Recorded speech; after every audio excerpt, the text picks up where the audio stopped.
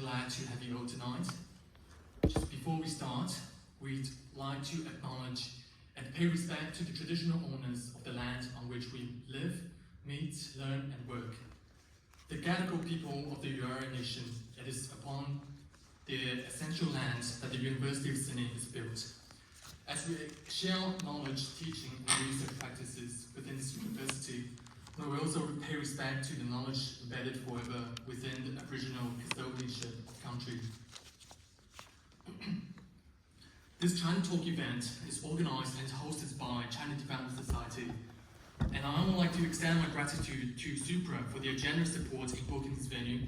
And additionally, I'd like to acknowledge the hard work put in by the China Development Society team, who dedicated countless hours in bringing this event to fruition, and most especially Victor here and my friend Teddy. The China Development Society is a non-for-profit student-run organization at University of Sydney. At CDS, we strive to promote a global understanding of China. We do so through a series of Chinese cultural events, mentorship programs, voluntary teaching programs in Chinese villages, and a series of lectures under the name ChinaTalk, such as the one you're attending right now. China is an incredibly complicated and multifaceted country because of its size and history. Not only are there huge differences between rich and poor, but also between young and old, north and south, or east and west. For many people, especially in Sydney, the understanding of China remains, to a large extent, very simplistic and assessed as either black or white. Therefore, in 2022, CDS introduced a lecture series called Complexity of China, with the aim to portray the complexity of China from different perspectives and bring reasoned arguments that provide facts and evidence that underpin a more nuanced assessment. And now, I want to hand over to Victor, who will introduce the topic we're exploring tonight. Yep, thank you so much again for the introduction. So my name is Victor. I'm a final year student at the University of Sydney studying a Bachelor of Arts, and I'm an incoming student of the University of Oxford studying contemporary Chinese studies. So now I'd like to introduce our distinguished speakers, Professor Hans Hendrischke and Dr. Wei Li, and our topic as well. So Professor Hans Hendrischke is a professor of Chinese business and management at the University of Sydney Business School. He leads the Business School's China Research Network and has lived in China from 1979, working for the diplomatic service in the finance industry. He has previously directed the Center for Chinese Political Economy at Macquarie University, the UNSWTS Center for Research on Provincial China, and has been the head of school at UNSW. Dr. Wei Li is a lecturer of international business at the University of Sydney Business School and a member of the China Studies Center here at the University of Sydney. She has held the Australia-Chinese Chamber of Commerce and Industry Research Fellowship before this appointment and has worked as a researcher on water conservation and renewable energy for the World Bank, the Chinese Ministry of Environmental Protection, and the Renmin University of China. And this topic, the topic which we're exploring today, is on Chinese investment in Australia. This is not only a topical issue, we're currently in the middle of the stabilization of relations and with politics around this area changing at a rapid pace.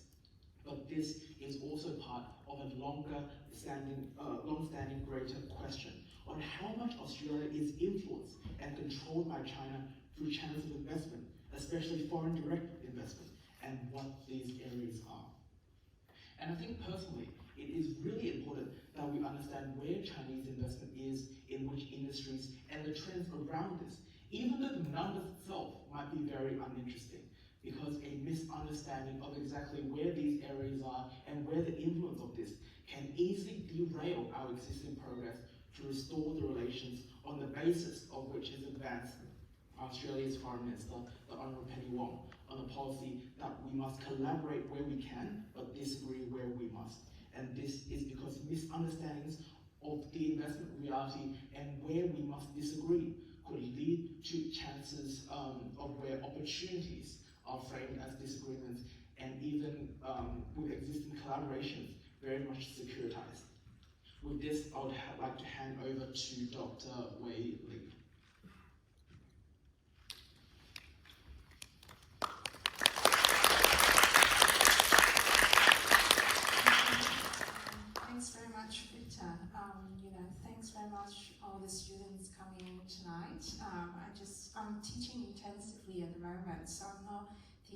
across the semester, but I just checked with my colleague, it's actually your semester time now, it's not the semester break, so I really appreciate the time that you're investing into actually coming into this lecture. You know, I know you must have lots of assignments and lectures to attend to. So I hope that the talk that we're going to give today that do provide you with some intellectual fruits for thoughts, but also I think the topic is on Chinese investment in Australia. That just as what Victor mentioned, it is a complex issue. So I don't think for some of the questions that was raised in the beginning, there's no right or wrong answer. So I guess my role here is to share with you some of my understanding of the Chinese investment over the last decades or so, based on our research, and also really open up the floor and for more discussion and interaction. So before I start, I also like to acknowledge the traditional custodian of the land on which we're meeting today. That's the Gadigal people of the Eora Nation, and pay my respect to elders past, present, and emerging. So it is actually a perfect timing for today's talk because as of yesterday, we have just launched our 19th report together with KPMG on demystifying Chinese investment in Australia. So we had a research collaboration with KPMG for the last 12 years. So it's really a very long-term collaboration. And it was really because very much in the beginning of 2011, 2012, there is an increased volume of Chinese companies. Numbers of Chinese companies investing in Australia. And there's lots of interest actually from the general publics, as well as lots of interest from the Australian corporates, trying to understand this new phenomenon. But there's very little information about that. And that was really causing a lot of confusion, anxiety within the Australian communities, but also sometimes misinformation as well. And that was the background of our collaboration with KPMG and really trying to track down transactions that are made by Chinese companies in Australia. Based on those completed transactions, we are able to compile a database that is what we call Chinese Investment in Australia database. And based on the database, we are able to actually come up with facts and information about the nature of Chinese investment in Australia. So as of yesterday, we actually published our 19th report. Over the years, every year we have an annual updates, but also sometimes we have some specialized reports. For example, focus on agribusiness, focus on healthcare, and some of the areas that are of interest for the Australian public as well as for the Australian corporates.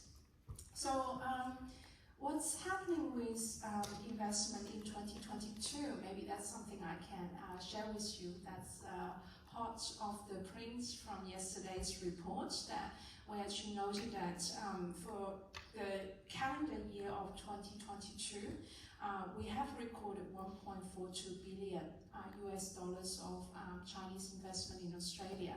So that's the little purple column that you can see on the screen. That's the latest volume of Chinese investment in Australia.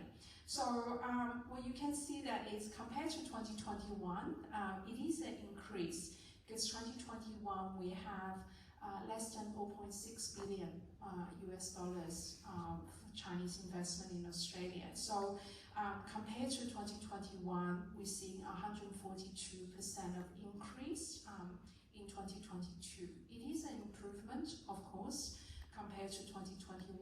However, 2021 is actually the lowest level of Chinese investment in Australia since 2007, when we started the research.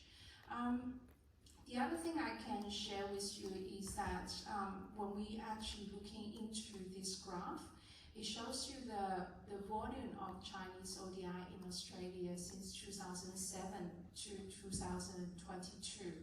So if you're looking at the historical trends, what we can looking into this is that you can actually distinguish Chinese investment in Australia into three periods. Okay, Okay, so the first period is if you look into between 2007 and 2012. So that was the period where what we call the actual mining boom period. And during that time, investment were mainly made by state-owned enterprise, and investment fluctuated quite a lot. And during that period, most of the Chinese investment in Australia concentrated in iron ore and coal mining. So that's a characteristic when you're looking into the first 5 years between 2007 and 2012. However, since 2013, all the way to 2016, something has changed. What we have noticed is that Chinese investment started to diversify into non-mining sectors. And that's what we see, increased investment into grid infrastructure, into LNG, liquefied natural gas, but also into agribusiness, into commercial real estate, into renewable energy, as well as into healthcare and services as well. So a lot of the company invested during that period are not just state-owned enterprise. In fact, we have noticed that the number of private companies investing in Australia have actually outnumbered the state-owned enterprise.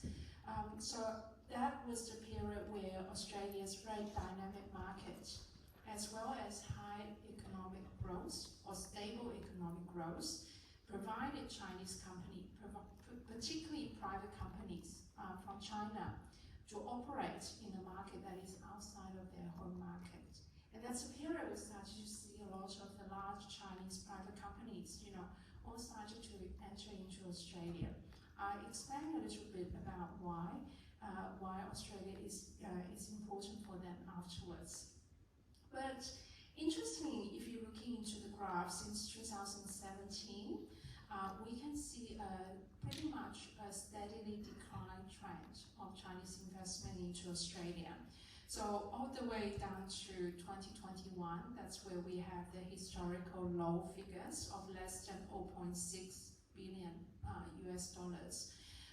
This is very much due to global uncertainties, as well as tightened regulatory oversight that we're seeing both in China as well as in Australia as well. So, and that's where we can see that actually a lot of the investment have gradually, investors have gradually stopped to invest in Australia, particularly also investment into certain industries or sectors started to disappear. So, as I said before, we had quite a lot of energy projects, infrastructure projects, but then since 2017, 2018, we didn't actually record any infrastructure project at all. So certain industries all of a sudden becomes very sensitive industries or becomes very critical industries, and then it's becoming near to impossible for Chinese companies to invest in that period. But overall, because you see that there's actually quite a few peaks over time since 2007 all the way to 2022. So we have actually recorded accumulated total of 111.5 billion US dollars being invested by Chinese companies. So it's a pretty large amount, and I think Hans will mention that afterwards, that during this period, Australia is actually the second largest recipient of Chinese investment globally. So for a country like Australia that have 23 million population, right, becomes the second largest recipient of Chinese investment globally. So I think that's quite remarkable.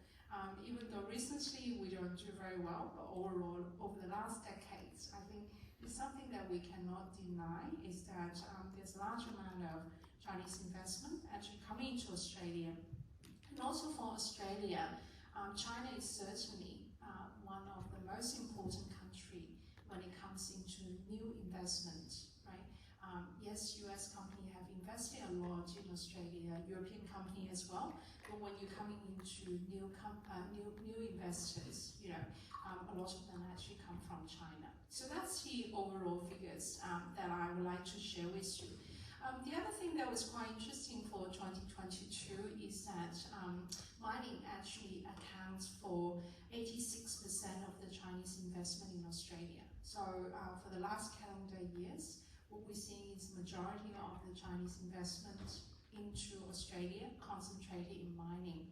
And then there's about 12% investment going into renewable energy. So there's still quite a lot of interest in this area as well. One of the interesting things is that commercial real estate used to be actually a major industry that have lots of Chinese companies investing in it. So we have companies like Country Garden, Biguiyuan, Poly, Wei Li, and some of the largest Chinese real estate companies have all invested in Australia.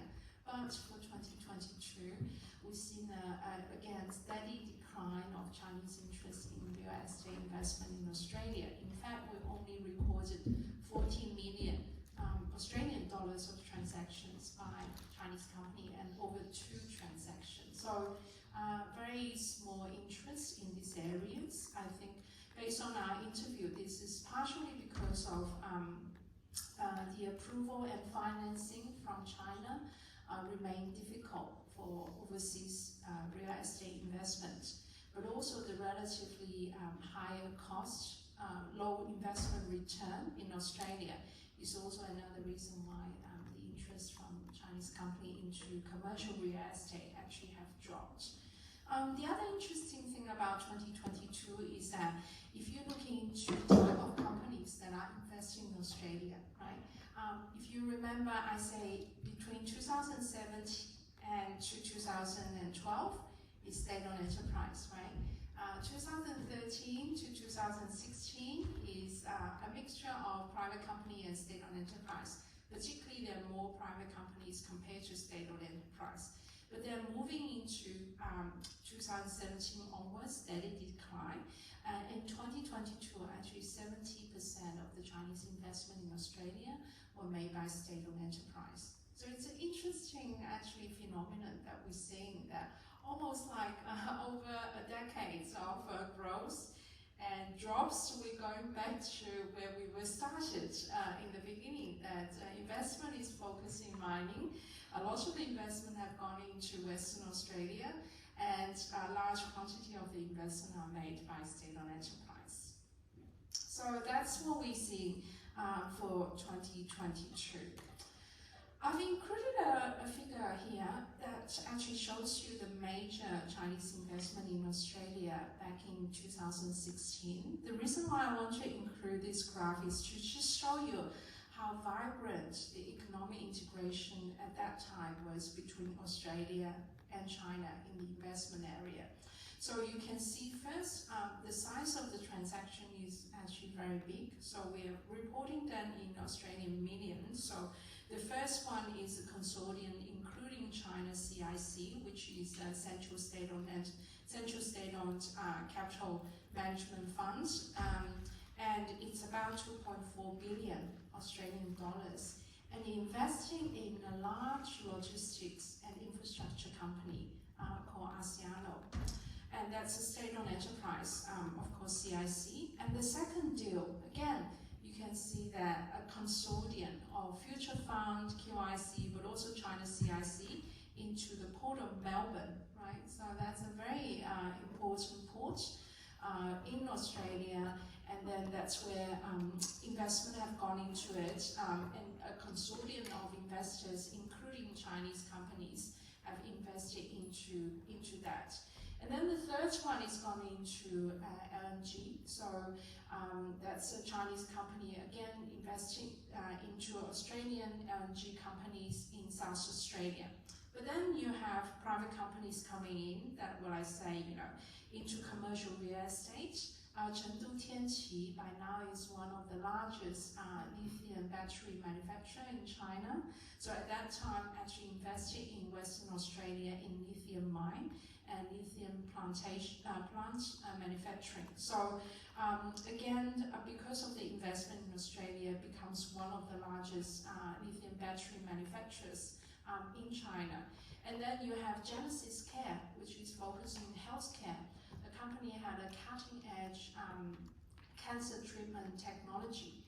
So that but through the investment by a Chinese company, state-owned enterprise, they were able to bring their treatment technology to China. So a lot of integration across various industries, but it's almost like there's no boundaries of integration, right? Into infrastructure, into ports, into energy, commercial real estate, mining and healthcare. And across different states, across different type of companies, private companies and state-owned enterprise. So that will be the year where we're seeing as almost like the peak of Australia-China relations. Anyone knows what happened in that year or the year before, 2016, between Australia and China? Yeah, yes, very much so. Yeah, so end of 2015, Australia and China signed the free trade agreement. So again, this is very much companies seeing the golden opportunities, right, between Australia and China, and therefore a huge amount of investment coming into it because the market are integrating and there's more and more access to each other's market. In contrast, when we look into 2022, this is the major investment in Australia that we're seeing. These are the three transactions. Apologize if the funds are a bit small, but doesn't matter. I think if you look into the industry sector, it's mining. So basically, three transactions are mining. The first one is Baowu Steel, so which is a Chinese steel maker and one of the biggest steel maker. And the company has been in Australia for many years. And then they went into a joint venture, I think with Rio Tinto, and that's actually over $1 billion Australian investment. So that was a major transaction actually for 2022. And the second one and the third one, second one is into lithium and the third one is into gold. So that's very much what we're seeing as a major transaction in Australia in 2022. In hindsight, what you see is that focus all in mining. The companies, majority of them are state-owned enterprise, and also, kind of states. What we're seeing is two transactions are Western Australia, one in Queensland. So that's the comparison I want to bring it to you in terms of 2016 and 2022. So before 2017, actually, when we're seeing, because I think one of the questions that Victor gave me was to look into the benefits of Chinese investment into Australia. I think this is where, if you look into before 2017, if we look into benefits, which means economic benefits, I think despite some controversies in real estate and agribusiness, right? So there were quite a lot of discussion about Chinese buying a lot of Australian land, buying too many Australian apartments and buildings and all over. But overall, there's a positive economic fundamentals for Chinese investment in Australia. So that's where the narrative always been, the complementaries, economic complementaries between Australia and China be very strong. And in general, there's a recognition in the corporate worlds and as well as in the government sector to look into that as, there's complementaries between the two economy, and then there's overall positive economic fundamentals for Chinese investment into Australia. The other very interesting thing is that what we have noticed is that Australia becomes gradually build up a reputation for Chinese company and for China, that it becomes a test market for Chinese companies before they enter into the bigger markets in US and also in Europe. So a lot of the Chinese companies I spoke to actually, they have probably some operations in developing countries before in Asia or in South America, but they have never entered into a developed market before. So a lot of them, they came to Australia because they understand that Australia is very close to China, time zone, there's not much time difference. But also Australia is a very stable Western economy that it very much mirrored the bigger, more complex US market and European market. So there's an understanding of Chinese company to say that if they manage to work quite well in the Australian market, if they manage to build up a reputation in Australia, they're able to actually bring that experience into the bigger market in US and Europe. And they do understand their experience in the Chinese market actually don't help them too much. So I think at least one of the benefits from the Chinese side when they're looking into investment into Australia is not just the short-term economic return or the profit, but it's actually a lot of it is looking into the learning, commercial learning of a Western market, but also build up the capabilities of their senior management team. In fact, to the point that actually we started to notice some of the Chinese companies even seeing Australia as their regional headquarters. So there's some company was seriously thinking of actually move their headquarters away from Hong Kong and put them into Australia. So it's enormous amount of trust when you think about it, to look into Australia, because investment, again, is different from trade, right? You put in huge amount of assets into a foreign country, and that's a lot of trust. So that's where we're seeing, really a lot of Chinese companies starting to see Australia as a market and really helps them to globalize and internationalize and become a global company. So I remember at that time I was meeting some of the executives from Chinese companies from their Sydney office, and they were saying to me, when they go back to headquarters, they're usually being given a seat that are next to the CEO or the big boss back in the headquarters, because they were seen as a strategic market that is very important, that is very valuable for a lot of the Chinese companies. I think that's partially because of that strategic position that a lot of Chinese companies see in Australia as.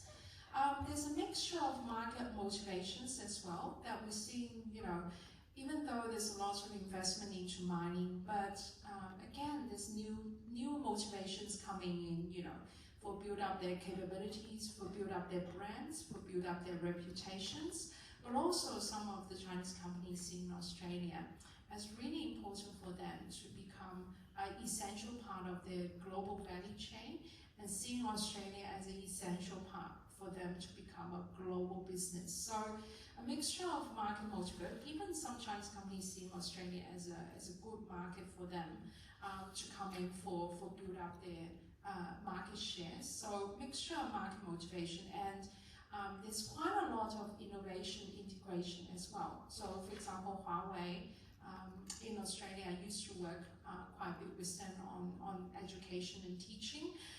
So for them, Australia was a very important market for them, not just for market shares, right, but also a lot of innovation. They built a very strong innovation team in Australia as well. Focus on applications. How can you apply, technologies that are developed in China, but also make it into something that is marketable in a Western market. So a strong innovation team, and even within the university, there's a lot of integration in that as well, and collaboration. And companies also having their R&D spending in the Australian market. So if I say that if before 2017, the benefit of Chinese investment in Australia, certainly I think there are some controversies, as I say, but for both sides, Australia really also pushed up Australia's global competitiveness. It enabled exports from Australia to China as well, because a lot of this investment is related to Chinese companies invest in Australian companies and then bring those products back to China again, because they have distribution channels, because they have existing customers in China. So healthcare will be a very good example of that.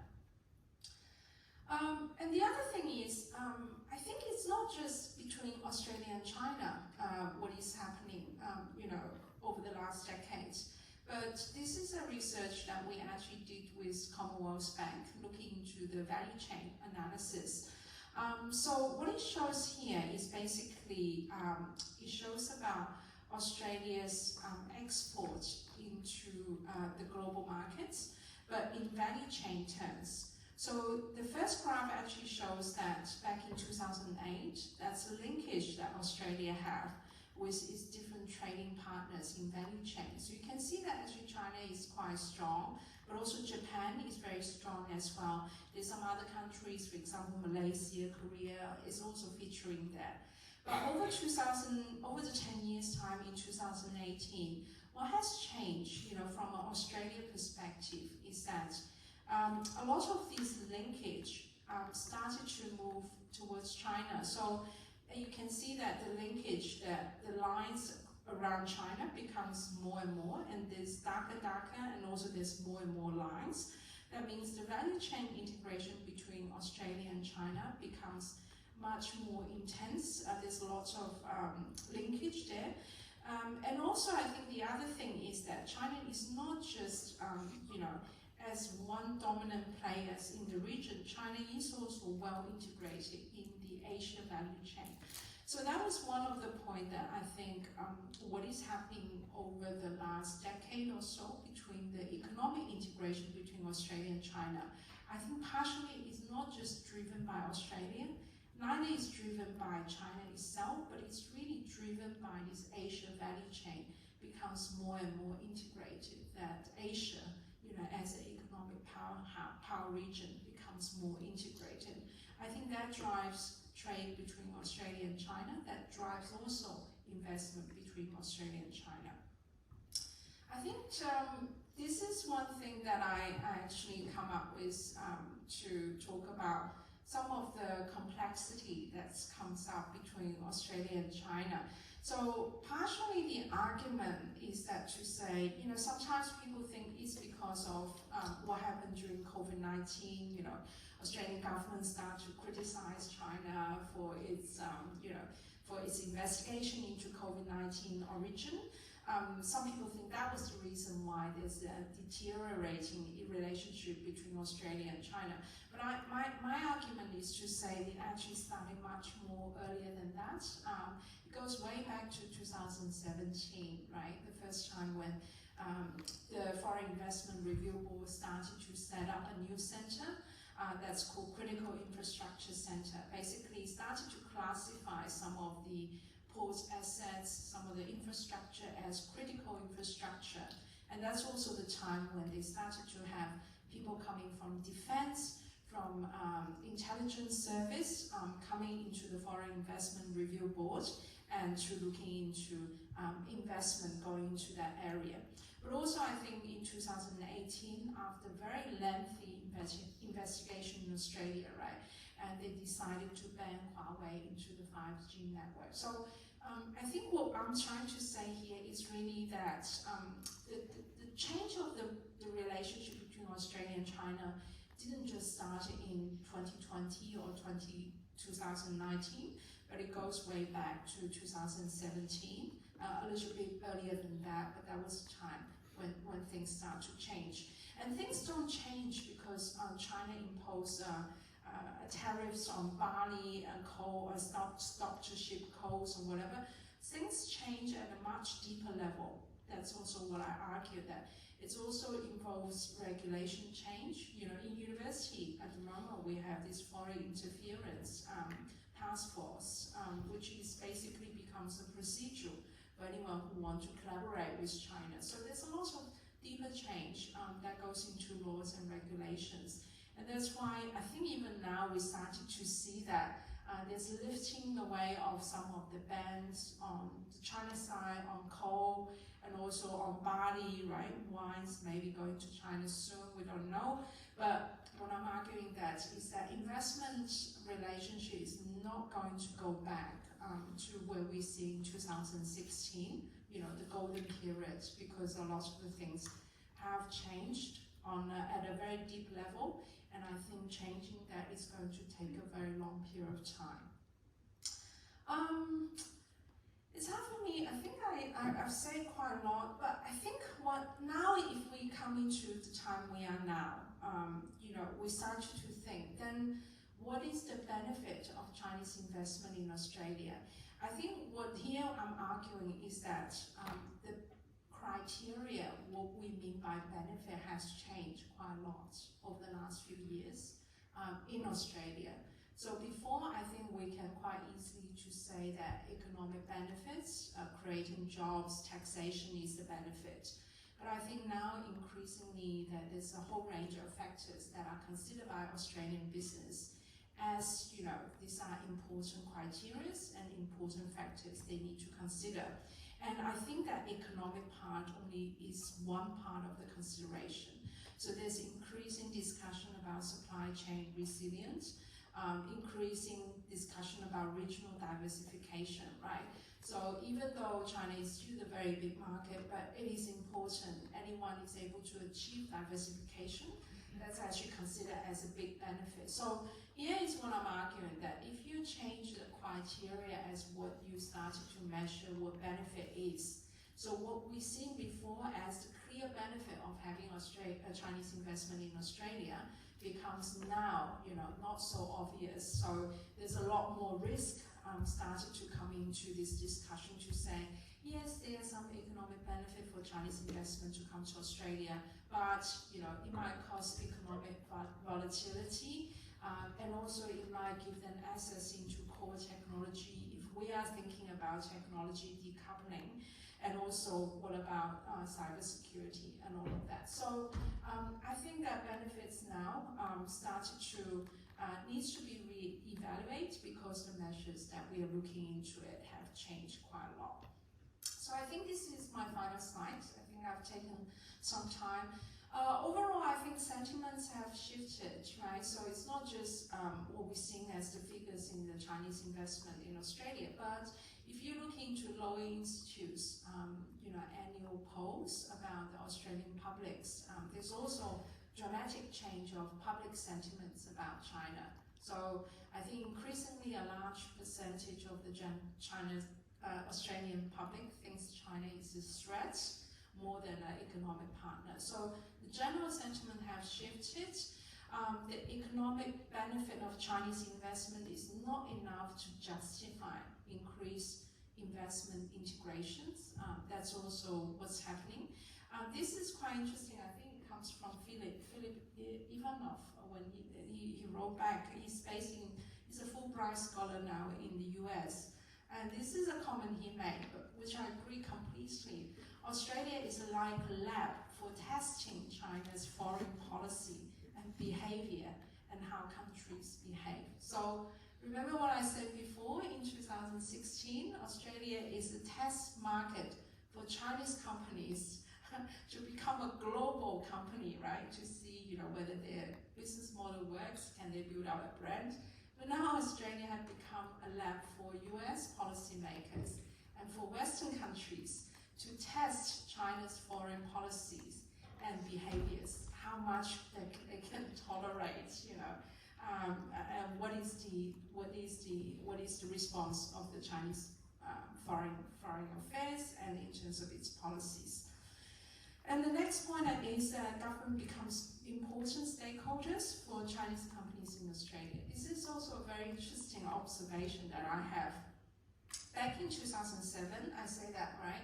It's all in mining, and now it's in mining. 2007, we were writing a lot of case studies actually telling Chinese companies why you don't success in Australian market.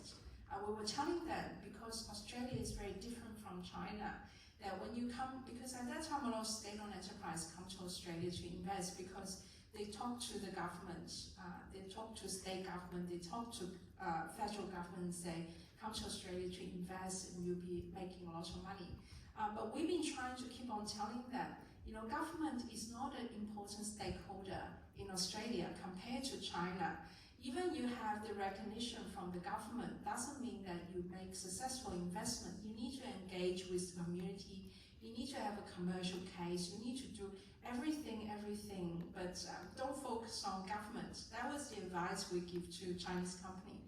But now, actually, very interesting that it has changed to a point that all the Chinese companies, when they invest in Australia, one of the key stakeholders for them is actually the federal government as well as the state government. So it's turning a little bit like in China now that you need to actually work closely with the government to make investment in Australia.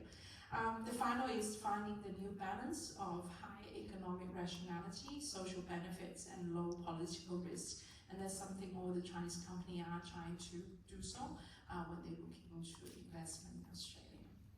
So I think with that note, I hand it over to Hans to talk about his opinions. Do we get Hans' slides?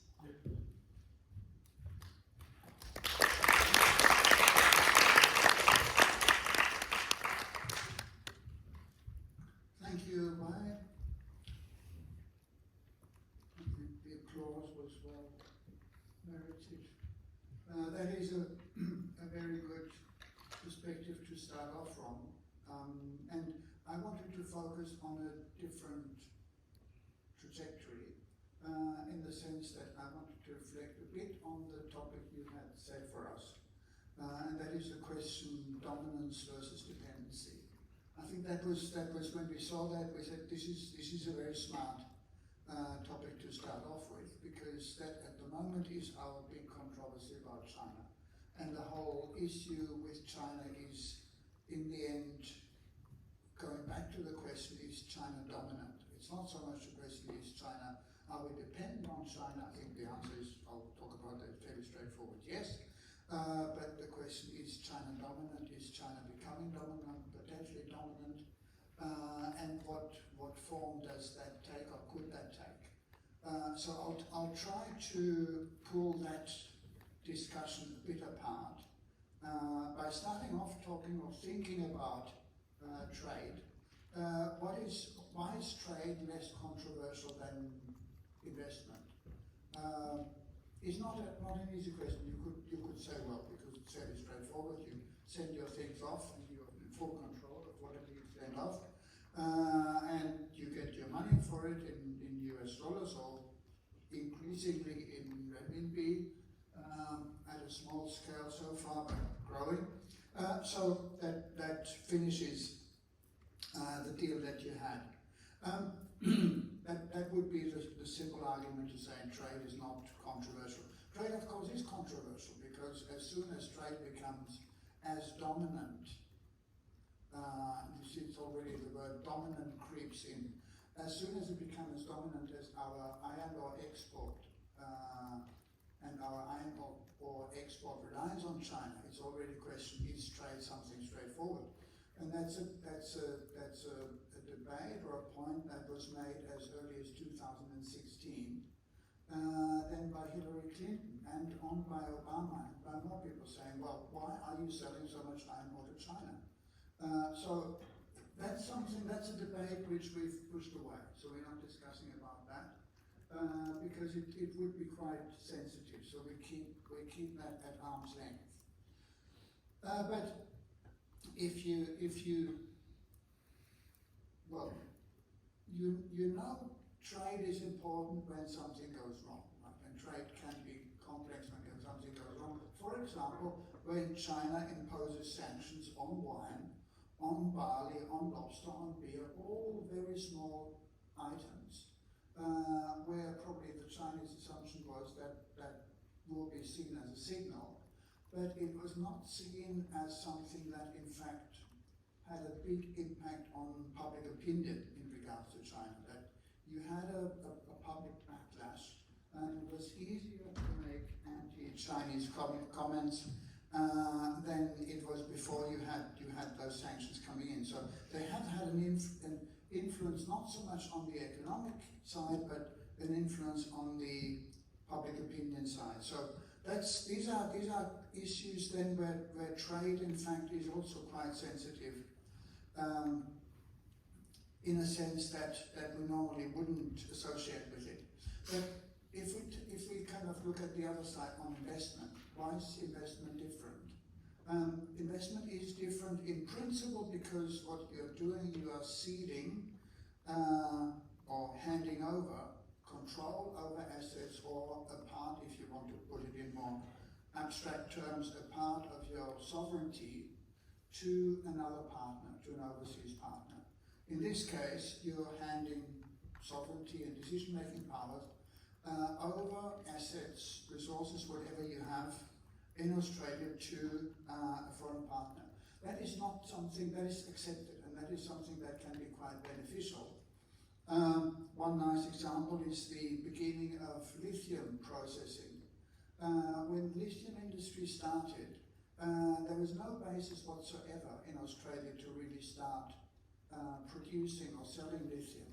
The only way to do that was that you had a lithium mine, which was too hard to export from just the raw material, so you needed some degree of processing. How did you get that? You had foreign investment coming in, and in this case it was joint US-Chinese investment in the lithium mines that are jointly owned by Tianqi and by Albemarle. So you had two partners coming in, and they made it possible for Australia to actually produce and export lithium, which is a very big part of Australian export business. And that was not only just the question of capital, it was the question of technology that came with the Tianqi side. It was the question of market know-how and being integrated in the international trade, which came with Albemarle. So it was something that was straightforward. Everybody was agreeable. This was a positive step. Then, of course, what can happen? And what happened with this lithium example is a picture book example. Once the environment started to change, and in this case it was the market environment, there was suddenly more demand for lithium. Then it was the Chinese role as more or less a monopoly processor, that China was monopolizing processing of lithium, and suddenly China had a very strong control over the international lithium market at a time when demand for lithium started to go through the roof because of battery electric cars and all kind of uses that depended on lithium. So that is a situation where you had something that was non-controversial and seen as positive win-win, suddenly turning the other way, and now it's becoming something that is a critical industry. So it's going through a whole lot of different procedures, controls, and so on before you can grow that sector or before you can further invest in that area. So there is a market perspective then for investment. That's the first stage of the lithium that can be shift very quickly into a critical perspective, and that is perspective that either could depend on geostrategic points, that's the global role, that could depend on infrastructure control, and we've seen that. So we have examples in, for example, infrastructure where the ports of Newcastle, totally uncontroversial because that's simply coal being shipped out of Newcastle.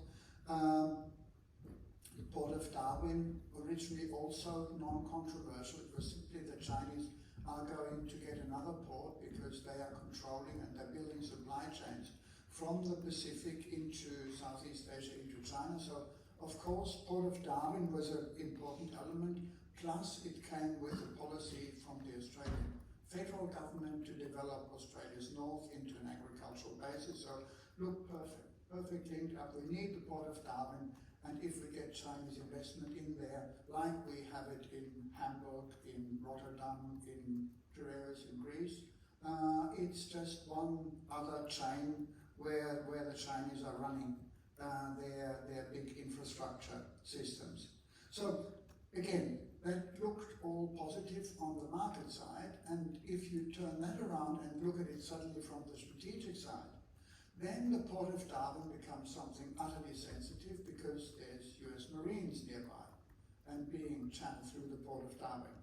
The Port of Newcastle, which is managing to keep out of controversy, apart from occasional people poking at them, is not affected yet, but the question of should there be more coal, should the Chinese be able to expand, should they be able, they own half share, should they be able to expand the port from coal industries and other industries, all this is becoming controversial because suddenly what looked positive in the original market perspective starts to look complex and controversial in the strategic and political perspective. Most recent example is data. Again, China was starting to build up data structure, data processing. TikTok, of course, is the best example, but a whole lot of other services and industries developed around the processing of data. Health data, for example, Wei mentioned that. You need very big data in order to run proper health systems, and Wei has told about a case where we talked to a Chinese company that came in.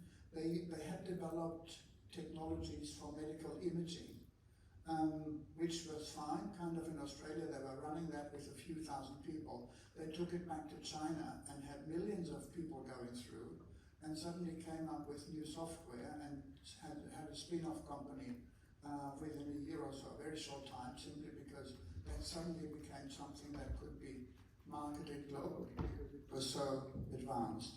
So this is the issue that you have very quickly with investment. In an environment where you have economic criteria dominating, it's something that you want.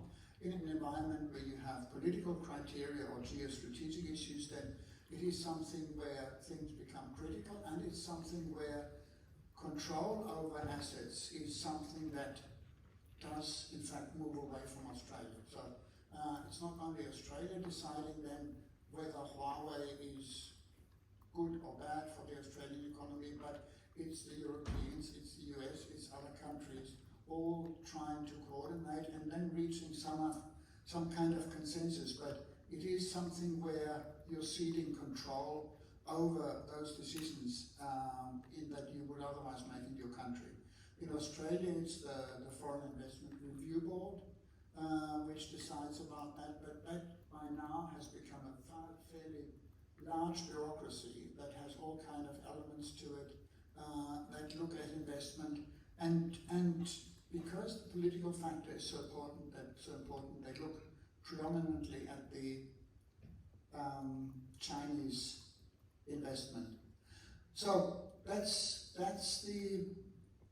think that's one of the perspectives, and that we need to think about the question of dominance versus dependency. Dependency we have simply because we are dealing with very small partners and are a relatively small economy. Dominance is something that is not straightforward. It's not that you can suddenly say this is a form of dominance. Dominance is constructed. It's constructed by our allies, it's constructed by international consensus, it's constructed by things out of our control. How do the US get along with China? All of these factors have an impact on the way we run our own control over foreign investment coming in. That's kind of one perspective. On the slides, we've done that.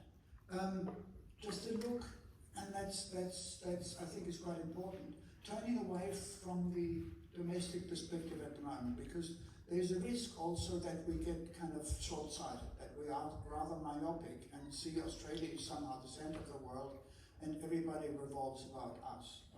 But if we look at where investment went, these are the figures we had in our report. So main point on that slide was that there was a big drop in Chinese outbound investment. Now that's the global figure, 2019, 2020, and it's slowly creeping back, but still hasn't reached the level that we had in 2018 and before. So that's slowly making its way back into a growth territory.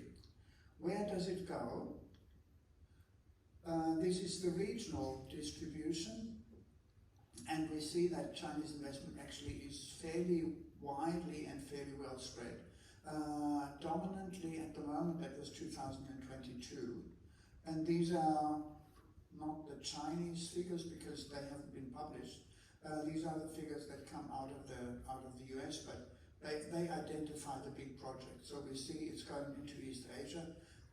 There's a very large volume going into Europe. Europe is Eastern Europe more than Western Europe at the moment. The biggest deal in Europe was a car factory in Hungary. So that's not just infrastructure, but it's an increasing sophistication.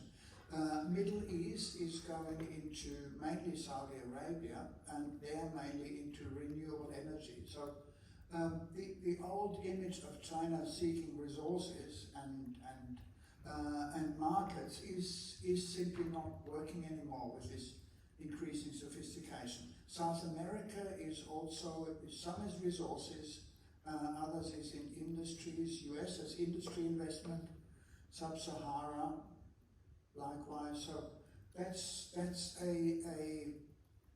and we are really a very small part of that. I'll show you where we sit. That was top destinations in 2022. We are number 12. So Saudi Arabia, renewables dominantly. Indonesia is car industry and energy. Hungary is, I told you, is car industry. Germany, that would be Germany, and France is here as well. This would be still acquisition of new technologies. Plus, there is a new trend that China is offshoring parts of its industry. So China is moving industries and production into other continents, other countries, presumably with a view to avoid sanctions or restrictions on their exports that they might otherwise face. And in contrast, again, what Dr. Li mentioned, where do we sit in a historical perspective? We are 2022, we're position number 12. Historically, we are sitting in number 2, and that was our big investment growth over the mining and resources period and the period following. So we're still, over a historical period, we're still in number 2. Behind the US, which is by far the dominating recipient country of investment. So what does that tell us with where we sit as a country in where we are? Our fear of being overpowered or dominated fades somewhat away if you look how much investment and what volumes go to other countries. They could equally argue easily at the same point. The Hungarians getting a 4 billion car factory could say, well, we are dependent on China. And again, there the question between dominance or dependence is a political one. If they want to feel threatened, they could say China's dominating our car industry. If they say, well, we can live with that, then it's a dependence that they probably want and don't mind to have, because it balances the influence that they get from Western European investors and from Japan probably in their car industry. So we are in that context a fairly small player, and the concerns we have would be really more geostrategic, either on our own account, that we say we are a very big country, very few people, there's a threat from China, which is occasionally made and in reference to Japan and Second World War. But otherwise we are a small player in this big Chinese investment scheme of things. That's kind of the point when we look at the overall picture. Returning to Australia, the question becomes then, well, where do we sit with China? What if we somehow manage to control and to be mature about the question of dominance, which is the political questions, if we manage to treat that in a mature way, we have a number of issues at stake, and the first one is in terms of overall economic exposure to China. China and Australia have a complementarity. They're economically complementary in a very obvious way, and that starts from the resources that we have, China needs. It moves on to agriculture. Again, we're not going to feed China ever, but we are playing a role in the top agricultural market. Health, likewise, we have an environment that is kind of conducive and attractive for the top range of Chinese health industry. So there are a whole lot of areas. We have what Wei was referring to, a pilot market. So that's and this is an institutional issue more than a specific economic issues, but it's something that is part of the complementarity that we have with China. What are we doing with that? At the moment, we have the big debate. You made reference to that. What is happening? How do we kind of get along with China, and how do we negotiate? What we see in the press is very limited. We get a very, very narrow perspective of what is being discussed and what is possible, and most likely, it's guessing, but from a rather informed basis in the end, what's being discussed in the meetings that people have from McGowan in Beijing right now to Don Farrell, our trade minister, who's going to China with the purpose of preparing the visit of Prime Minister Albanese to see Xi Jinping in probably October, November. There are a whole lot of issues that are being negotiated, and they range from the status of China's investors. Are state-owned investors necessarily more risky than other investors? Sometimes, even here, we would say yes, sometimes we would say no. We have no clear view on that. Private enterprises, we would argue as a matter of reflex to say, well, we trust them because they're not state-controlled. Who knows? State-owned enterprises, we say, well, they are state-controlled. The Chinese would come and say, state-owned investors is what you want. They're long-term, they're reliable, they can't be erratic, so you're better off with those. And when the free trade agreement was signed, we did a report for them. One of the issues that was at stake and that was in the end not put into the free trade agreement was a paragraph or a section saying that in fact we should have some way of instituting qualified investors, whether these were state-owned enterprises or private enterprises with a good track record, that Australia would say, well, if we have enterprises that have done well, that integrate well, that kind of do what we want, then we should allow them to get through those controls without all the time and compliance costs that they would face otherwise. So there's space, and there's more being negotiated in the background than just the pure controversies that we tend to see in the press. More important is the role of China for our economic growth and for the way we move out of COVID and the way we move into a much more complex economic environment. And the point there is, I'll show you some slides, or just one or two. The question here is, and that's been made by several observers, that the Australian economy is, with its current reliance on export, that is export of resources mainly, is far too narrow. It's not sophisticated enough, it lacks manufacturing. The Productivity Commission, which is the government think tank for what the economy should be doing in future, is very much to say we have to diversify, we have to build up manufacturing.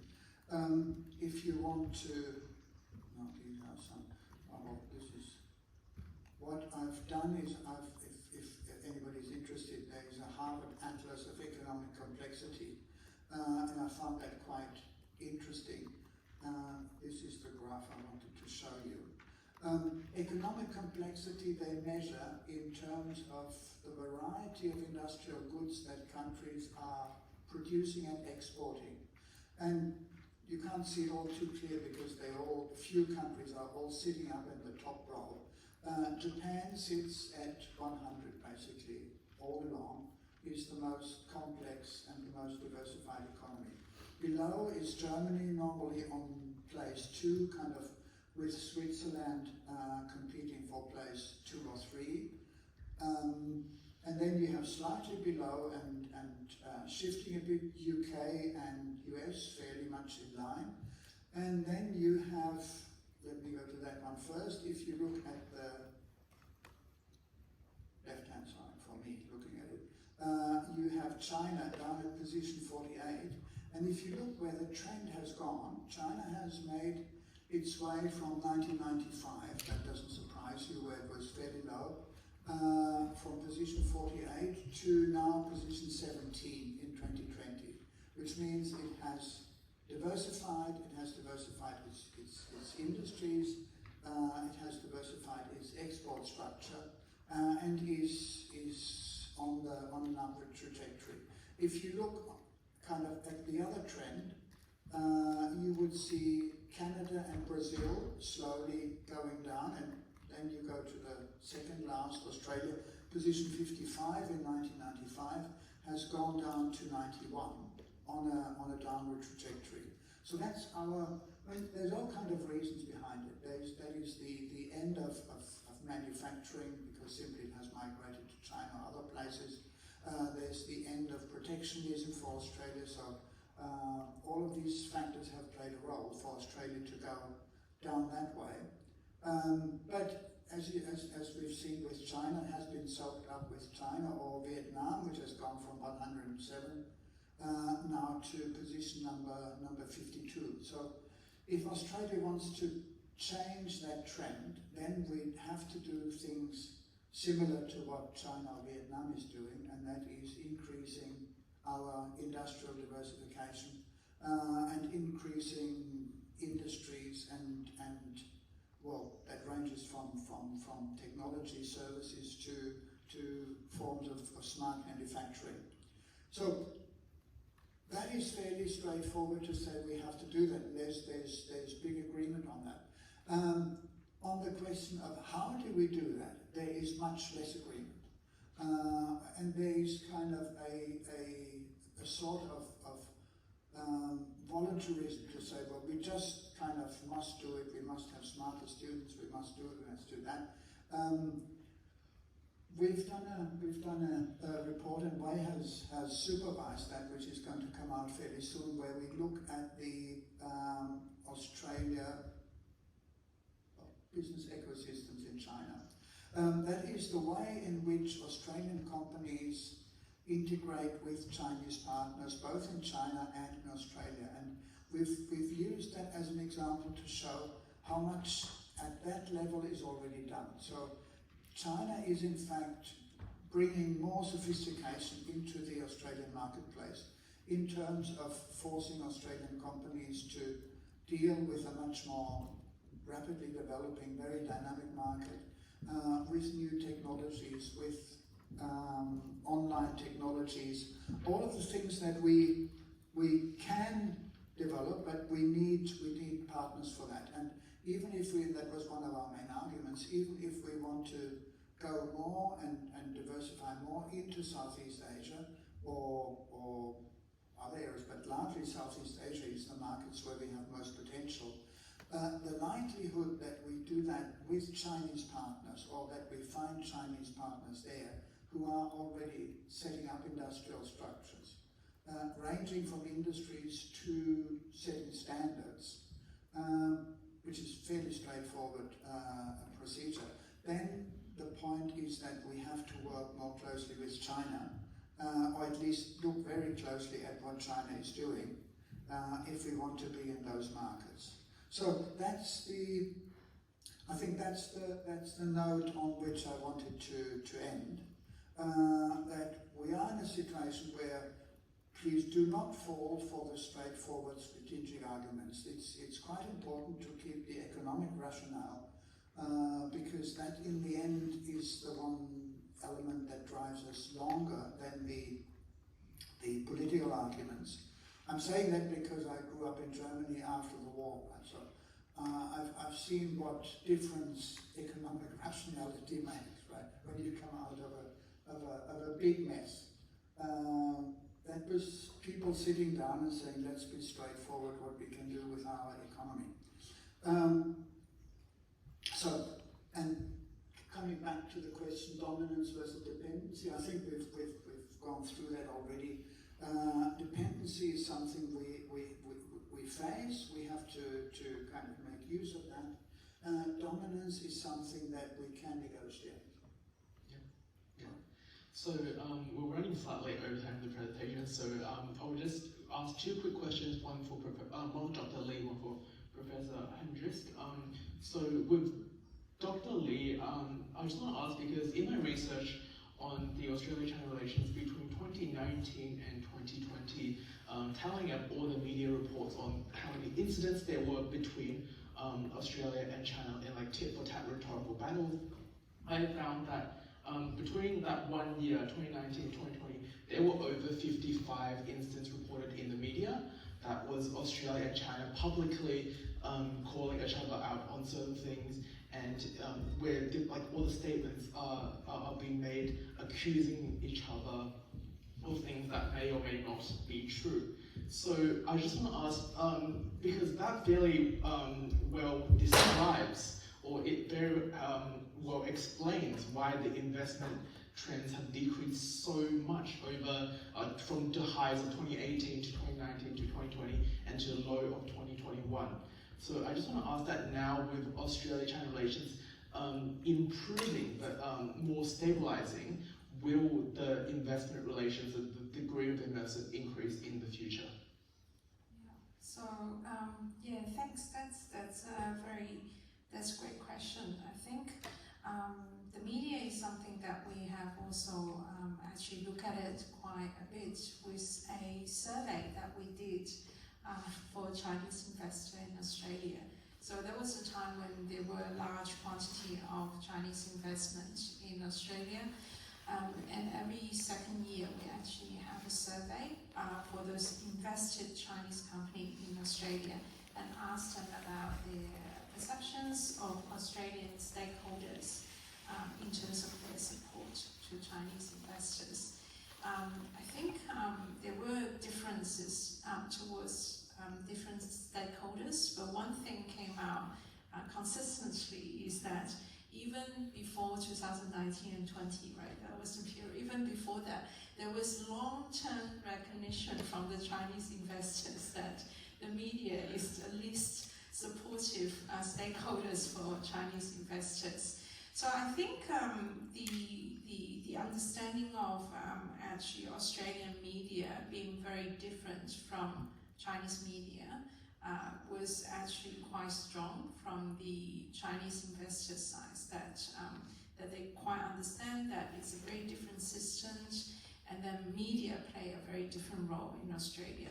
So the reason why I mentioned that is that because of that understanding had been built up before 2019, so I think media do play a role to create certain sentiments, probably more in the Australian community. But I think for Chinese investors or Chinese companies, I think I wouldn't say that media was the main reason why we're seeing a drop in Chinese investment in Australia. And I think one of the key reasons I mentioned was the shift really started in 2019, that all of a sudden investors face certain regulatory difficulties in Australia, but also in China as well. There's tightened regulatory oversight. So I think that would be the point, that to say, yes, media do play a role, but I don't think it's one of the driving factors. I mean, the other example of that was actually, if you look into international Chinese students, there was the same, kind of stories in somehow that, particularly during 2020, there was a lot of discussion about Australia not being safe or everything.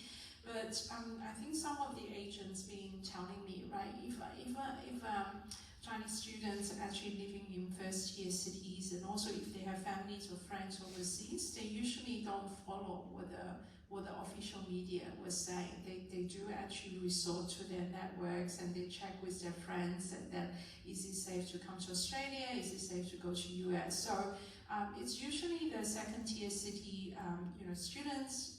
If they don't have family members or people they know that are overseas, they probably are a little bit hesitant to come to Australia because of the media report. But overall, I think Australia, compared to a lot of the country for Chinese investors, still seen as a safe country, seen as a country that have stable economic return.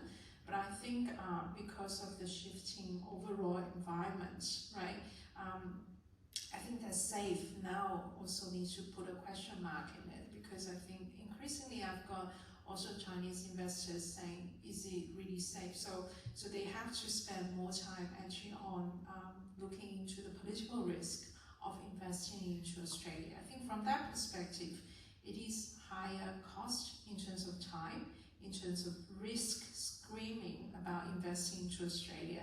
I think that was mainly the reason why we're seeing a drop in investment. Thank you so much. So one question for Professor Hendrischke, and then I'll open up to Q&A if anyone wants to ask questions.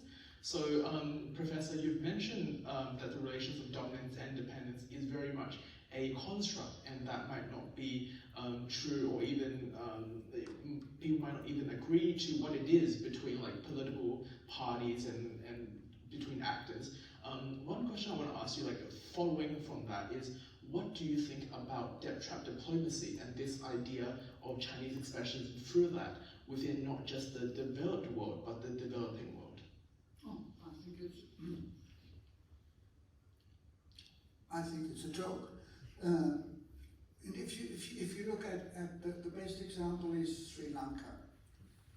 Sri Lanka is a typical example of the Chinese coming in, kind of forcing money onto the poor Sri Lankans until they don't have enough to pay their interest anymore. And then they turn around and say, well, you can't pay back, so just give us your port, and we'll forget about the money. Very sneaky game they've played, and everybody is talking about it. If you look at the figures of how much Chinese money has gone into Sri Lanka from IMF figures and in the global multilateral finance, it's 12%. And it's not at any higher rates than any of the others. So for 12%, you get kind of allocated the whole story of you having messed up everything, you having forced them into debt trap. The whole history of World Bank and IMF is a story of renegotiating debt traps of people developing countries running into difficulties. The best book is by Joseph Stiglitz. I think Globalization and Its Discontents. If you have nothing else to do on a Sunday morning, kind of, have a quick look at it. It's a marvelous story. He was head of the IMF he was head of the World Bank, I think, or chief economist of the World Bank. And he was trying to kind of set up deals that would work for the developing countries. And the World Bank, one by one, and he literally detailed step after step after step, how he was either sidelined or prevented from setting deals that would not essentially be driven by the financial rationale of the World Bank and the global banking system, which would have been possible. So he was fighting against the odds, and I think the debt trap is you might find examples, right? I'm not saying that you can't find examples where countries taking money and then have difficulties of paying back, but to construct a debt trap out of that and say this characterizes the way in which China is running its development policies is, I think, is misleading. Yeah. Just on that, and which we didn't have time to talk about, but if you look at what China is doing with Belt and Road countries, that's the whole question of Belt and Road is in the end is the Chinese obsession with having labels. Kind of, you call something Belt and Road, and there's a Belt and Road policies that you have to subscribe. In fact, it's nothing like that. It's a global investment policy. And it's global. There's nothing Belt and Road. Belt and Road was kind of started off as having a train from whatever, Lanzhou or Urumqi to Rotterdam or something. But by now it's a global policy, so it's much wider. And they just keep the name for it. But you can't really put it into one of those narrow boxes. Yeah. Any questions from the audience? No? You? So, I'm sorry, but I got two questions, like for each professor. So, like for Professor Hendrischke, I just wondering why you from German, but you are not curious, you are not like make a lot of research on German and Australia investment, but rather than like Chinese and Australian investment. So because I think we are all undergraduate or graduate, we wanted to like have the awareness about like the series we wanted to put in our study. So I just wondered, could you? Oh, well, my German background only helps me to put things into perspective. And yes, on some issues I have a German perspective when it comes, for example, to national reconstruction. The reason why I'm interested in China is that I started very early on that because at that time in Europe, China was something that was completely unknown. People, when I was a student, I was going around and saying, well, why doesn't anybody tell me anything about China?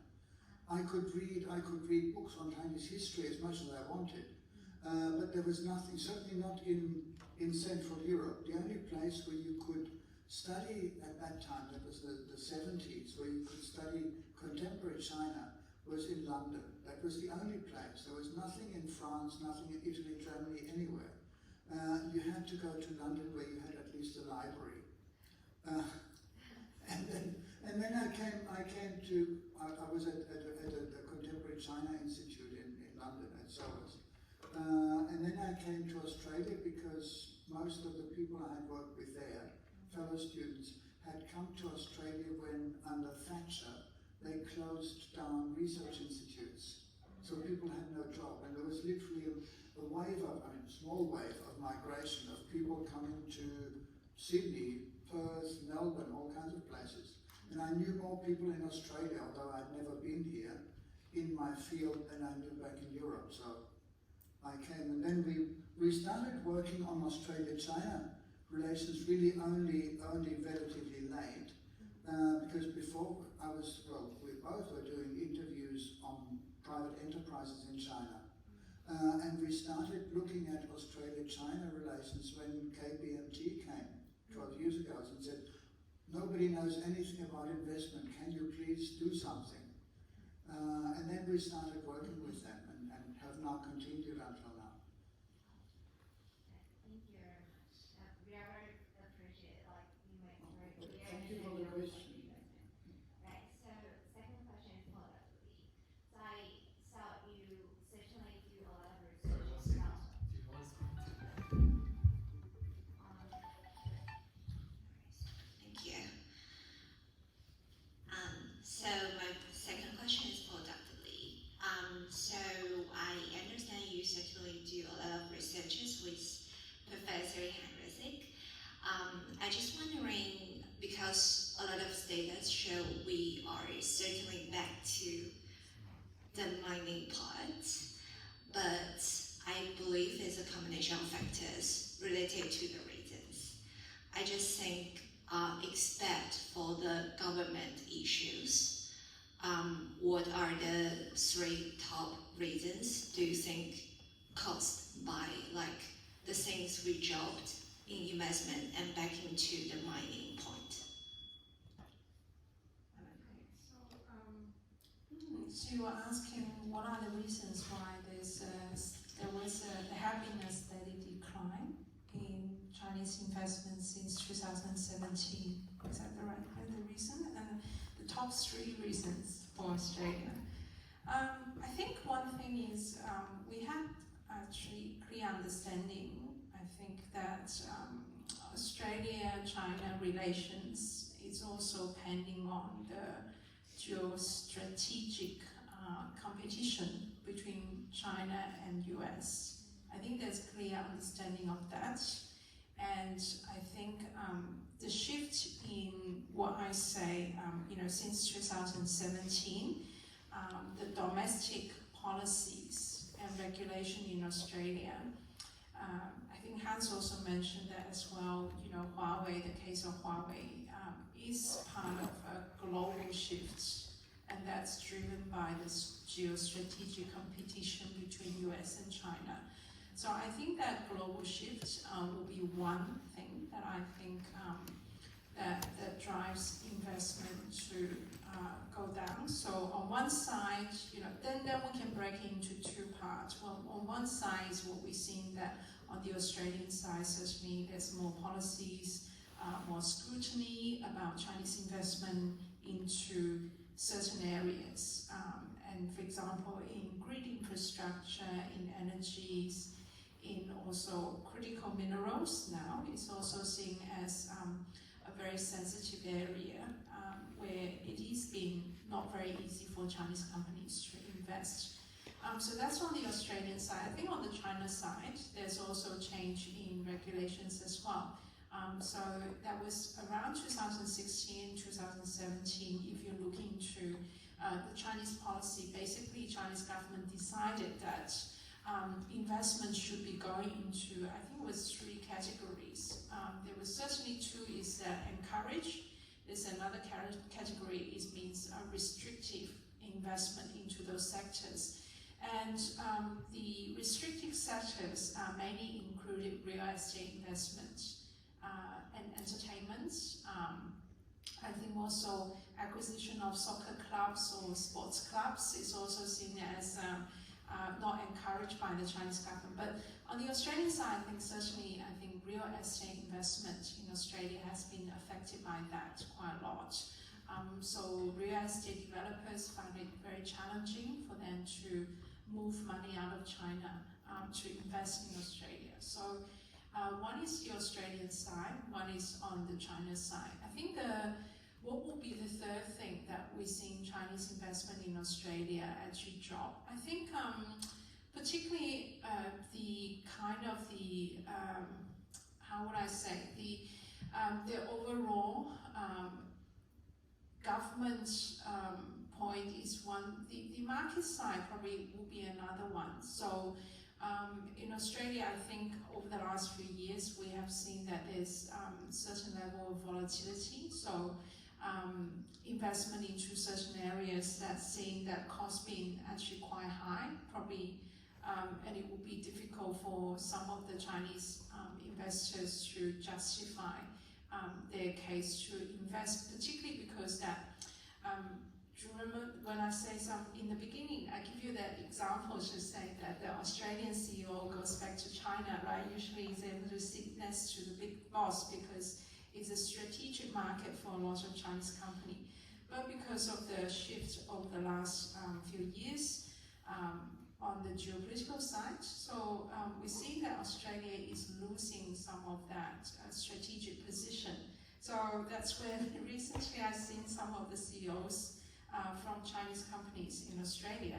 They say they now go back to China, they probably are standing, they've been sent to sit in the back row in the boardroom. So it's getting harder and harder to justify that strategic value of investing into Australia. And then on top of that, if you have commercial returns being actually quite low, and I think that's probably the third reason why we're seeing that drop. Yeah, so I'm really sorry, we won't have any time for any further questions. So thank you very much for everyone coming to this event.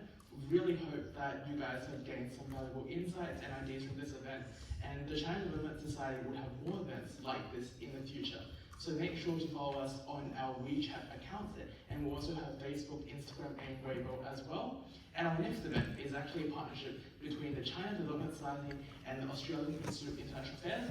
And we will have 2 retired diplomats from Australia alongside professors from the University of Sydney to talk about China and the changing world order. So thank you so much for attending.